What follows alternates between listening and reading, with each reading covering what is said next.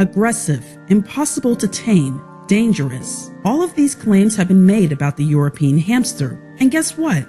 None of them are remotely true. There are very few European hamsters, which are also called black-bellied hamsters for obvious reasons, being kept as pets. This is unlike the immensely popular Syrian hamster, as well as some other smaller species. Hamsters are so popular as pets, people often forget that they still exist in the wild. In fact, most people have never seen pictures of wild hamsters. There are actually very few photos of Syrian hamsters in the wild. And surprisingly, despite their ubiquitous presence in the pet trade, not much is known about their rarely observed wild counterparts. It is sheerly ironic that the European hamster is the most photographed wild hamster.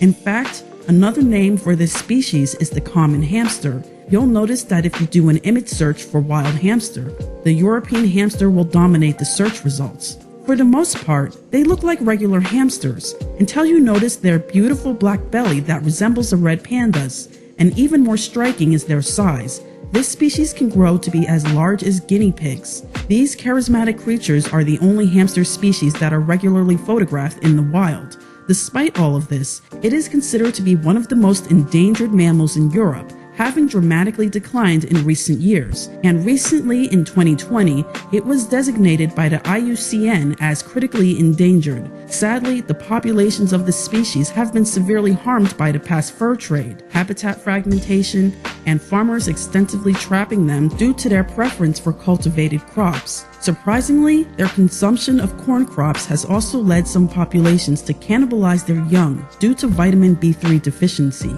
However, European hamsters face no threats from the pet trade. For some reason, this beautiful species has never been highly sought after, despite being easier to locate than the hamster species that would come to be some of the most popular pocket pets in the world. One reason for this might be that people see them as an aggressive species. This is based on videos of these animals performing aggressive displays when confronted in a wild setting. This confusion is due to a lack of understanding of the differences between wild and captive-born animals. The latter is not wild, and like most other animals, they tend to behave differently and are calmer around humans, having been raised in such an environment. Yes, if you try to pick up a wild living hamster, you're probably going to get bitten. This is likely the case with wild Syrian hamsters too.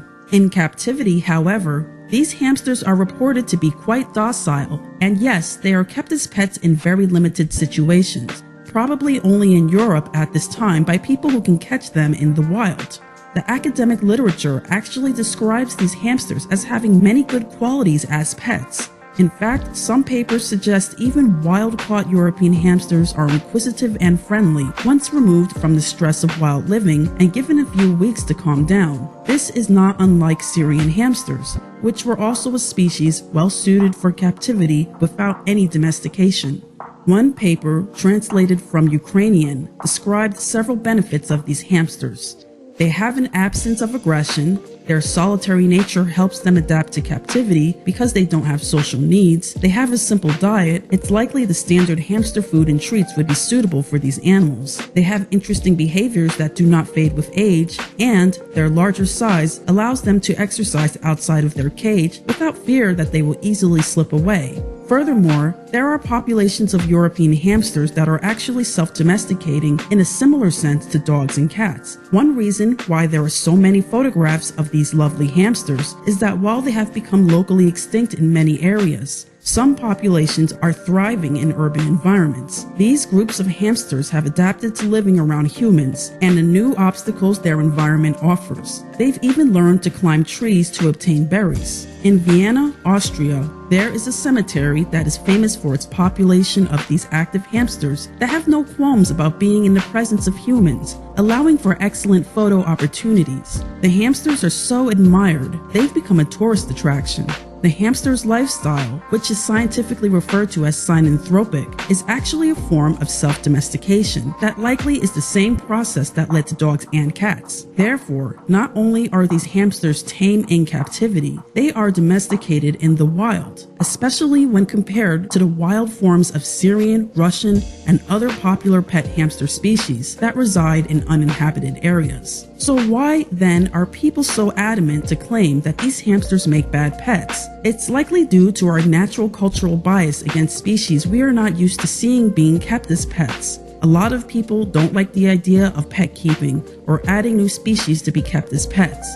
Many believe that doing so would harm their populations in the wild due to overcollection. However, in the case of European hamsters, it's likely that not only would starting a captive population of these hamsters not harm them in the wild, which was the case with Syrian hamsters, but fostering an image of these animals as loving pets might have actually aided in preventing their rapid decline. If you are like most people, you're probably just hearing about this hamster's existence. If this species was more popular, and if people were forming relationships with them, perhaps people would have better advocated for them while they were being persecuted. In fact, France was actually reprimanded and threatened with fines for their failure to protect these hamsters.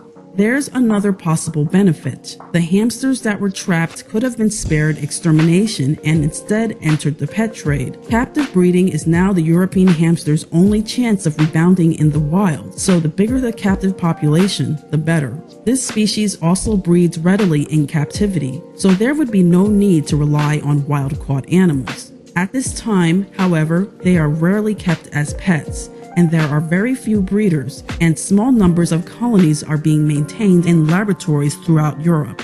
As of 2023, there are none in private hands in the United States. This really needs to change. These hamsters would make a fascinating addition to the small pet trade, and while this isn't a requirement to justify doing so, they could have a positive impact on European hamsters in the wild.